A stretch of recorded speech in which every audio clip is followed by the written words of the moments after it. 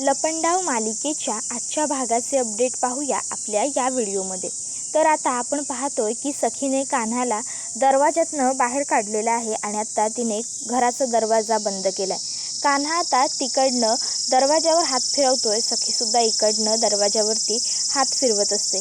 त्यानंतर आता मग लगेचच इकडे जान्हवी ही सखीकडे येते सखीला समजावण्यासाठी, पण सखी काही न ऐकता वरती निघून जाते। त्याबरोबर जान्हवी किरणला म्हणते, तुला सुद्धा हे सगळं माहीत होतं ना, म्हणजे तू सुद्धा माझ्याशी खोटं बोललास, तू सुद्धा माझ्याशी फसवलास, शी लाज वाटली पाहिजे तुला। एवढं बोलून ती तिकडनं निघून जाते। जान्हवी अगं थांब असं करत किरणही तिच्या मागे येतो। त्याबरोबर आता थोड्या वेळानंतर इकडे सरकार ह्या कान्हाला भेटायला आलेले असतात आणि त्या आता एक गाणं म्हणत असतात, अर्ध्यावरती डाव संपला अधुरी ही कहाणी। आता त्या कान्हाजवळ येतात आणि कान्हाला म्हणत असतात, खूपच शिताफीने खेळलास रे तू डाव, पण काही उपयोग झाला नाही। शेवटी जिंकलं कोण? जिंकले मी। जिंकलो कोण? जिंकली सरकार। समजलं ना? त्याबरोबर पुढे ती म्हणत असते, तू सिद्ध करण्याचा प्रयत्न करत होतास ना, मी सरकार आहे, मी मनस्विनी आहे, तर घे आता मी तुला हे माझ्या स्वतःच्या तोंडाने सांगते, हो मी आहे सरकार, मी आहे मनस्विनी, आणि बघ शेवटी हा डावसुद्धा मीच जिंकले। समजलं ना? त्याबरोबर मग कान्हा हा मनस्विनीला म्हणतो, हे कुरुक्षेत्र आहे, कुरुक्षेत्र, आणि कुरुक्षेत्रात होतं ते युद्ध। या कुरुक्षेत्रात कायम, अगदी कायम विजय हा सत्याचाच होतो। असत्य आणि सत्य यांच्या लढाईमध्ये कायम पांडवच जिंकले, कारण पांडवांच्या रथाचा सारथी होता कृष्णदेव, आणि माझ्या तर नावातच कान्हा आहे, त्यामुळे हे युद्ध अजूनही संपलेलं नाही आहे, आणि जोपर्यंत मी जिंकत नाही तोवर संपणारही नाही। मी पुन्हा येणार मी तुमच्या घरात, तो सुद्धा तुमचा काळ बघून, लक्षात ठेवा। त्याबरोबर मनस्विनी ही सुद्धा आता कान्हाला तितक्याच दिमाखात उत्तर देते। ती म्हणत असते, अच्छा खरंच, ठीक आहे, आय एम वेटिंग, नक्की आहे। त्याबरोबर मग आता कान्हाने त्याच्या दोन्ही मुठी घट्ट आवळलेल्या असतात। मनस्विनी आता त्याला म्हणते, तू मुठी कितीही घट्ट आवळल्यास ना तरी काही फरक पडत नाही, कारण काय आहे माहिती आहे का, मुठी कोण आवळतं? मुठी तीच व्यक्ती आवळते जी काहीही करू शकत नसते, किंवा जिच्या हातातच मुळात काही उरलेलं नसतं। समजलं ना? कान्हा म्हणतो, लक्षात ठेवाल, मी दिलेले शब्द, तुमचा काळ बनून तुमच्या घरात मीच येणार। समजलं ना? त्याबरोबर मग मनस्विनी काही कान्हाला सिरियस घेत नसते। त्यानंतर मग आता कान्हा हा तिला सांगतो की मीच सगळं वाईट घडवणार। मग मनस्विनी ही सुद्धा मोठ्या दिमाखात काय करायचं आहे ते कर एवढं सांगते, आणि आता ती तिकडनं जाऊ लागते। खरं तर हे सगळं मनस्विनी जे बोललेली असते त्याचा कान्हाला फारच राग आलेला असतो, पण तरीही कान्हा स्वतःवरती कंट्रोल ठेवतो आणि मनस्विनीला काहीच बोलत नाही। त्यानंतर मग आता कान्हा हा त्या आगीच्या समोर उभा असतो आणि एकट्याच स्वतःकडे बघत असतो। मनस्विनीला तर खूपच जास्त आनंद झालेला असतो कान्हा आणि सखीला एकमेकांपासून दूर ढकलण्याचा, दूर लोटण्याचा। तर कान्हाला मात्र आता सखीसाठी वाईटही वाटत असतं। तर आता दुसऱ्या बाजूला इकडे सखी ही आता बाथरूममध्ये आलेली असते, आणि आता बाथरूममध्ये येऊन ती शॉवरच्या खाली उभी राहते, शॉवर चालू करते।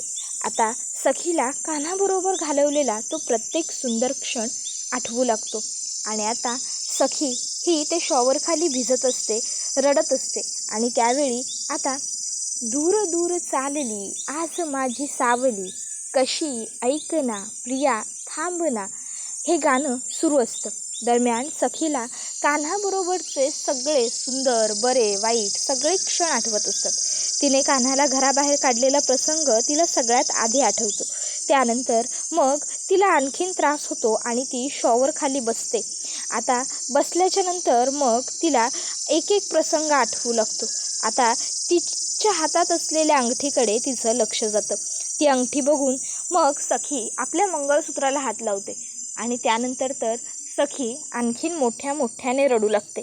त्यानंतर मग ती उठून उभी राहते आणि आता तिला पुढच्या सर्व गोष्टी आठवायला लागतात. आणि मग आता दुसऱ्या बाजूला इकडे कबीरकडे माँ आलेल्या असतात. माँनी येताना बादलीत पाणी आणलेलं असतं आणि त्या कबीरला म्हणत असतात, घे, ओतून घे हे पाणी अंगावर आणि याने आंघोळ करून टाक. काय, माझ्या नावाची आंघोळ चालेल ना?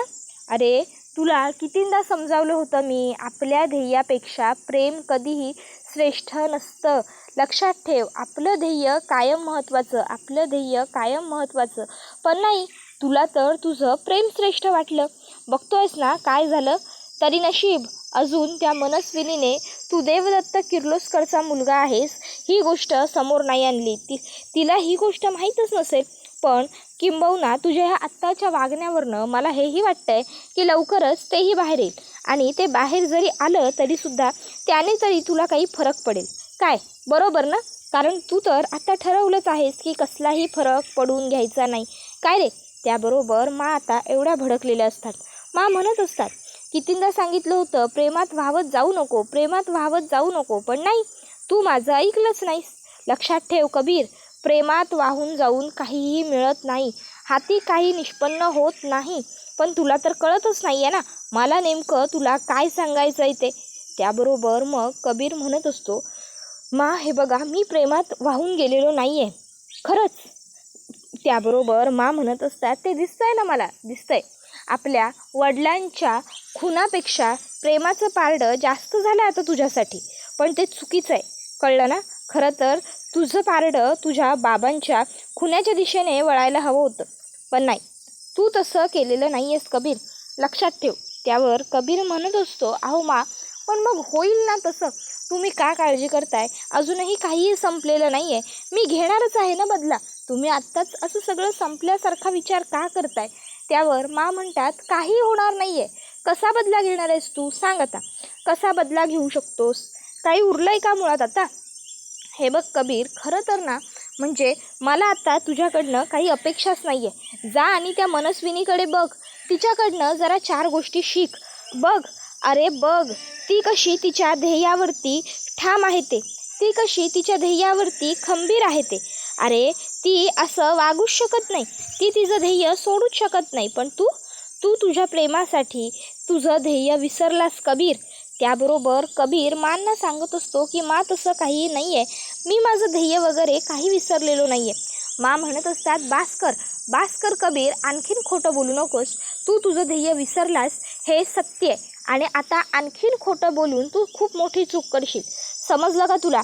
त्याबरोबर मग कबीर हा म्हणत असतो की माँ हो, तुम्हाला का कळत नाही आहे? मी काही ध्येय वगैरे विसरलेलो नाही आहे. उगाच तुम्हाला असं वाटतंय की मी विसरलो आहे म्हणून. पण असं का असेल? मी काही विसरत वगैरे नाही आहे. माँ, अहो ऐकून तरी घ्या. माँ, पण माँ काय ऐकत नाही. माँ निघूनच जातात. मग कबीरला किरण म्हणत असतो, कबीर शांत हो. हे बघ, काळजी करू नकोस. सगळं व्यवस्थित होणार आहे. सगळं पूर्वीसारखं होईल. पण त्यासाठी तू शांत राहा. त्याबरोबर कबीर म्हणतच असतो, हो मला माहिती आहे किरण, सगळं व्यवस्थित होणार आहे, सगळं पूर्वीसारखं होणार आहे, सगळं माहिती आहे आणि सगळं मान्यही आहे मला. पण सध्या जे घडतंय त्याचं काय करू? बघतोयस ना तू सध्याची परिस्थिती. अरे, तिकडे सखीने रडून स्वतःचं काय हाल करून घेतले असतील ना, मी इमॅजिनसुद्धा नाही करू शकत की तिला आत्ता किती त्रास होत असणार आहे. आणि हे सगळं आता कान्हाच्याही डोळ्यात अश्रू दाटून आलेले असतात. किरणला तो सांगत असतो, अरे सांग ना, सखीची काय चूक आहे ह्या सगळ्यात? तरी भोगते ती हे सगळं. तिला उगाच माझ्यामुळे त्रास होतोय.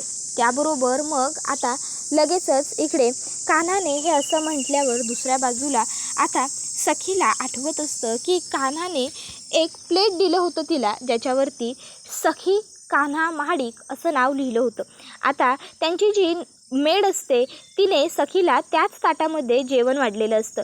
त्यावेळी मग सखीला ताबडतोब ती गोष्ट आठवते आणि सखी सांगते की मला हे प्लेट नको आहे, मला दुसरं प्लेट दे. त्यावेळी मग लगेचच ती मेड येते आणि सखीला दुसरं प्लेट देऊ लागते. सखी ओरडत असते, पटकन जेवण वाढ, भूक लागली आहे मला खूप. त्याबरोबर ती जेवण वाढते. इतक्या त्या ठिकाणी लगेचच मनस्विनी आणि घरातले इतर सगळे सदस्य आलेले असतात. मनस्विनी ही आता सखीला विचारते, सखी बेटा तू ठीक आहेस ना? त्यावर सखी म्हणते, हो आई, मी एकदम व्यवस्थित आहे, मला काय झालं आहे, fine, I am totally fine. आणि ते भूक लागली आहे गं खूप जास्त, बस, बाकी काही नाही आहे. बरं तुम्ही सगळेजण उभे का आहात, बसा ना. परशू काका, मीनाक्षी काकू, अगं बसा ना. काकू, काका, अरे तुम्ही पण बसा. त्याबरोबर मग उर्मिला, परशू, त्याचबरोबर मीनाक्षी आणि गौतम चौघही जण बसून घेतात. मनस्विनीही बसते. मनातल्या मनात म्हणत असते, त्या दिवशी तू मला स्वतःची माफी मागायला लावली होतीस ना. मी कुणाच्याच ऑर्डर्स फॉलो करत नाही, पण मला तुझ्या ऑर्डर फॉलो कराव्या लागल्या होत्या ना. मग आता त्याचा बदला तर निघायलाच हवा. मग लगेचच मुद्दामून मनस्विनी मेडला सांगते, अगं तिला आमरस वाढ. मेड लगेचच आमरसाचा बाऊल घेऊन येते आणि सखीला आमरस वाढते. आमरस वाढल्याबरोबर सखीला कान्हाने आणि तिने मिळून आमरस बनवलेला तो आठवतो. सखी ताबडतोब ताटातनं आमरसाचं ते प्लेट बाजूला काढते आणि म्हणते, आमरस नको आहे मला. त्याबरोबर आता मनस्विनीला आनंद होतो. तर सखीला तिने आणि कान्हाने मिळून केलेला आमरस आठवत असतो. त्यामुळे सखी आता सांगते, आमरस सोडलाय मी, मुळात गोडच सोडलाय मी, पण आमरस तर मी पुन्हा कधीच खाणार नाही. आणि मग सखी ढसाढसा रडते आणि तिकडनं जेवणाच्या ताटावरून पटकन उठून निघून जाते. आता मात्र इकडे घरातल्या सगळ्यांनाच वाईट वाटतं. त्यानंतर दुसऱ्या बाजूला आता कबीरसाठी अर्पिता म्हणजे त्याची आई जेवण घेऊन आलेली असते. अर्पिता कबीरला ताट पुढ्यात देते. कबीरला ती विचारते, काय रे कबीर, काय झालं, तू रडतोयस का. कबीर काहीच उत्तर देत नाही. त्यावर मग अर्पिता म्हणते, कबीर काय रे, काय झालं, काय विचारते मी. त्यावर कबीर म्हणतो, काही नाही, मी रडत वगैरे नाही आहे गाई. त्याबरोबर ती म्हणत असते, अरे मग तुझे डोळे एवढे लाल का झालेत, काही घडलंय का, काही झालंय का कबीर. त्यावर कबीर म्हणतो, काही नाही आई, तू आता बरी होतीयस ना, हेच बघून मला खूप बरं वाटते. हे बघून खरंच मला खूप म्हणजे खूपच आनंद होतो आहे. त्याबरोबर ती म्हणत असते की, कबीर अरे जेव्हा जेव्हा तू माझ्याबरोबर असतोस ना, तेव्हा तेव्हा मी बरीच असते. त्याबरोबर मग कबीर म्हणतो, हो ना, आता तू पूर्ण बरी होशील. त्यावर ती म्हणते, हो होईनच, पण त्यासाठी तू आता घरी थांबायला हवंस थोडंफार, घरी वेळ देत जा रे. त्यावर कबीर म्हणतो, ठीक आहे, थांबत जाईल. त्यावर ती म्हणत असते, नाही असं नाही, तू असा नाही थांबणार घरात, तू घरात थांबण्यासाठी तुला थांबवायला हवं. त्यावर कबीर म्हणतो, आई तुला काय बोलायचं आहे मला कळलं नाही. त्यावर ती म्हणते, अरे आता किती दिवस आई आई करणार आहेस, आता तुझ्या लग्नाचा विचार करायला हवा की नको, म्हणून म्हणते आता लग्न करायला हवं ना तुझं. बायको कबीर तीच तुला या घरात थांबवून ठेवू शकते, बस तुझं लग्न. आता आईने लग्नाचा विषय काढता क्षणी लगेचच कबीरला आठवतं त्याचं लग्न सखीबरोबर झालं आहे, ती त्याची बायको आहे, त्याने तिच्या गळ्यात मंगळसूत्र घातलं आहे. तर इकडे आई आता त्याला सांगत असते, अशी कोणीतरी मुलगी कर ना की जी वेगळी असेल, जी तुझ्यावरती प्रेम करेल, जी तिच्या जगात तिच्या विश्वात तुला सामावून घेईल. आता तिच्या जगात तुला सामावून घेईल असं म्हटल्यावर मग कान्हाला आठवतं सखीने तिच्या बेडरूममध्ये सगळ्या ठिकाणी कान्हाला त्याची जागा करून दिली होती. तिच्या वॉर्डरोबमधून तिच्या आयुष्यात सगळीकडे कान्हाच कान्हा होता. त्याबरोबर मग पुढे आई म्हणत असते, तुझ्या हसण्यात ती तिचा आनंद शोधत असेल. मग कान्हाला आठवतं खरंच सखी आनंद शोधत असते कान्हाच्या हसण्यात स्वतःचा. मग ती तुझ्या पाठीशी खंबीरपणे उभी राहील. मग कान्हाला आठवतं ऑफिसमध्ये जेव्हा लोक कान्हाला नावं ठेवत असतात तेव्हा सखीने केवढ्या खंबीरपणे कान्हाची बाजू घेतली होती आणि मला कान्हाने निवडलं हे माझं भाग्य असं सांगितलं होतं. त्यानंतर मग कान्हाला लगेचच ती म्हणते, जी तुझ्या प्रेमासाठी काही वाटेल ते करेल. मग त्याला आठवतं की सखीने त्याला सांगितलं होतं, जर राधा कृष्णाच्या प्रेमासाठी संपूर्ण शतक थांबू शकते तर मी सुद्धा माझ्या कान्हासाठी राधे पण अनुभवू शकते ना. त्यानंतर मग पुढे आई म्हणत असते, जी तुझ्या सुखदुःखात तुझ्या सोबत असेल, तुझ्या पाठीशी असेल. आता कान्हाला आठवतं जेव्हा जेव्हा तो अपसेट असतो सखी तेव्हा त्याच्याबरोबर असायची. आता हे सगळं आठवून कान्हाला ठसका लागतो, त्याच्या डोळ्यात अश्रू आलेले असतात. आई म्हणते, अरे हळूहळू हळू, आणि लगेचच येऊन ती कान्हाला पाणी पाजते. आता आई कान्हाला पाणी पाजते आणि म्हणते, बरं वाटतंय. त्यावर कान्हा म्हणतो, खरं वाटतंय. त्यावर ती म्हणते, खाऊन घे, हां थांब. आणि मग ती लगेच कान्हाला पाणी वगैरे स्वतःच्या हाताने पाजते आणि त्यानंतर ती आता कान्हाला स्वतःच्याच हाताने जेवण खाऊ घालू लागते आणि कान्हा आता खात असतो. खरं तर कान्हाला खूप जास्त दुःख होत असतं सखीपासून दूर जात असल्याचं. पण आता तो आईलासुद्धा काहीही सांगू शकत नाही, कारण आईलाही बरं नाही आहे. त्यामुळे तो गुपचूपपणे आई जे भरवत असते ते सगळं काही खाऊन घेत असतो, शांत राहत असतो. त्याबरोबर आई त्याला म्हणत असते, कबीर बघ, विचार करायला हवा हां. आता जेव्हा आई विचार करायला हवा असं म्हणते तेव्हा कान्हा फक्त आईकडे बघत राहतो. तो आईला काहीच उत्तरं देत नसतो. खरं तर कान्हाला सखीची पावलापावलावर सगळीकडे खूप जास्त आठवण येत असते आणि त्याला सखीची काळजीही वाटत असते. त्याला माहीत असतं सखीने स्वतःला आत्तापर्यंत खूप त्रास करून घेतलेला असणार आहे आणि ती गोष्ट खरीच आहे. आणि त्यानंतर दुसऱ्या बाजूला आता दुसऱ्या दिवशी सखी कान्हाकडे येते आणि ती कान्हाला सांगते की मला हे सगळं काही संपवून टाकायचं आहे, हे खोटं नातं संपवायचं आहे. डिवोर्स पेपर्स आहेत, मी सह्या केल्यात, तूही करून टाक. कान्हा आता तिच्या हातातनं पेपर्स घेतो आणि ताबडतोब सह्या करायला लागत असतो. त्याबरोबर सखी ही भरल्या डोळ्याने कान्हाकडे बघतच असते. तिला विश्वास वाटत नसतो की कान्हा असा डिवोर्स पेपर्सवर इतक्या सहज सह्या करेल. त्यानंतर सखी आता मनस्विनीकडे येते आणि तिला विचारत असते, नक्की तू माझी आई आहेस ना? नक्की तू तेजस्विनी आहेस ना? त्याबरोबर मग मात्र आता मनस्विनी निरुत्तर होते. काय बोलावं आणि काय नाही हे तिला सुचत नसतं. त्याबरोबर आता हा एपिसोड इथेच संपतो. व्हिडिओ आवडला असेल तर व्हिडिओला लाईक करा.